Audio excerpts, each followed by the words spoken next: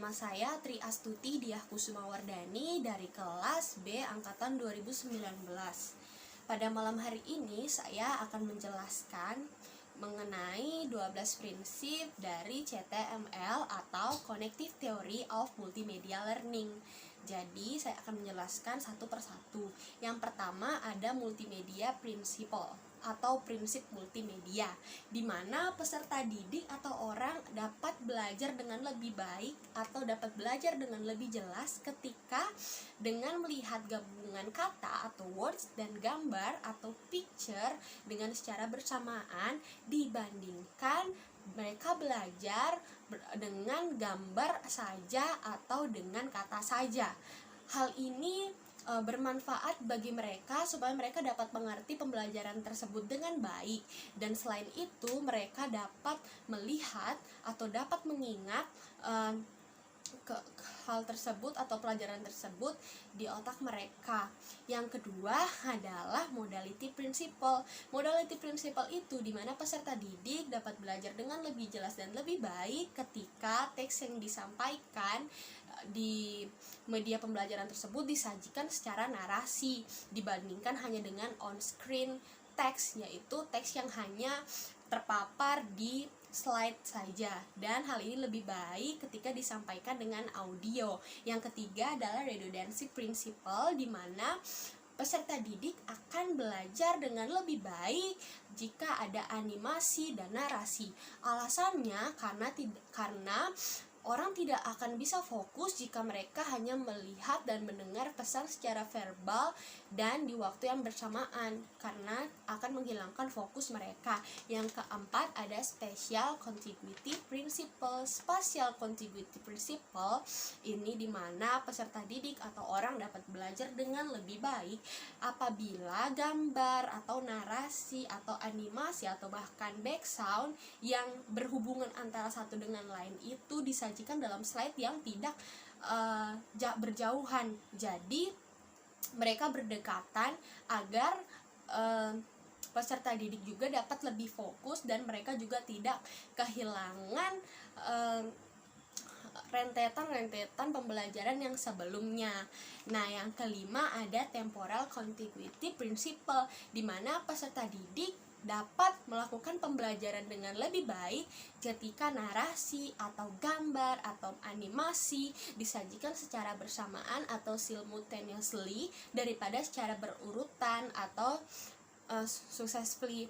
Nah, kita harus dapat sinkronasikan apa yang kita katakan dengan apa yang kita tunjukkan pada slide kita. Dalam sebagai contoh ada gambar. Nah, pada gambar itu juga akan muncul narasi atau animasi yang sesuai dengan apa yang sedang kita jelaskan.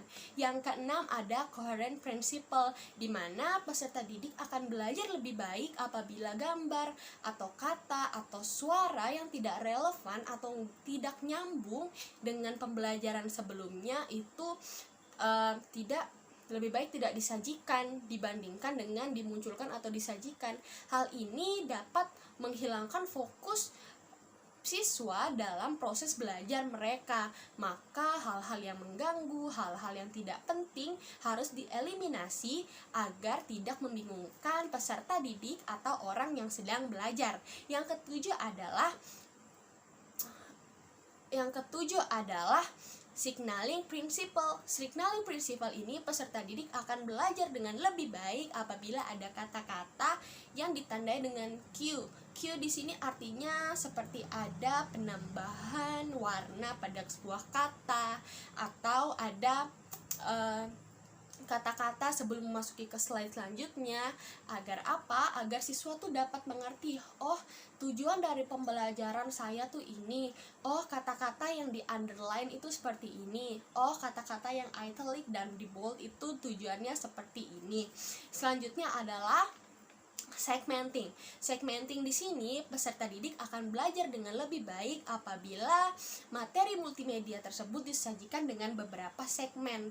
Jadi biasanya itu mereka akan menggunakan gambar atau menggambar dengan memunculkan kata-kata yang jika ada diklik akan beralih ke segmen berikutnya. Nah, Dalam hal ini mereka tuh dapat mencerna informasi dengan baik. Nah, ketika mereka mendapatkan materi pembelajaran ini, mereka tuh tidak akan bingung kalau misalnya mereka mau diperlambat materinya atau mereka mau mengoperasikan materinya.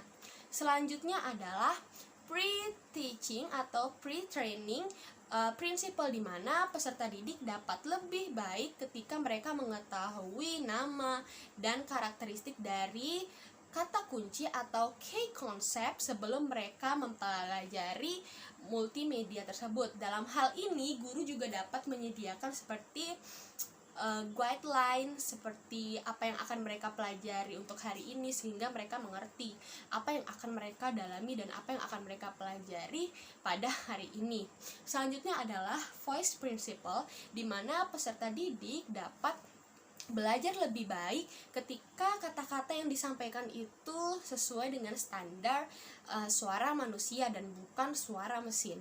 Selanjutnya adalah image principle. Image principle di sini adalah peserta didik dapat belajar dengan lebih baik apabila media pembelajaran yang disampaikan itu tidak disertai dengan adanya gambar presentator atau presenter, karena itu dapat mengganggu fokus mereka. Selanjutnya adalah personal principle. Personal principle sendiri merupakan salah satu cara atau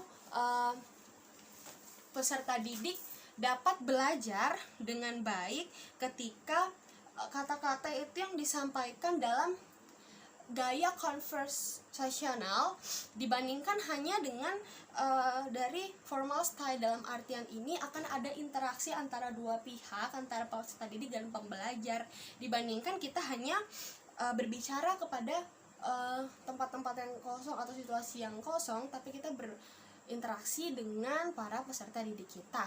Jadi itulah ke-12 prinsipal dari CTML atau Cognitive Theory Multimedia Learning. Semoga dapat lebih mengerti dan dapat dipahami. Terima kasih.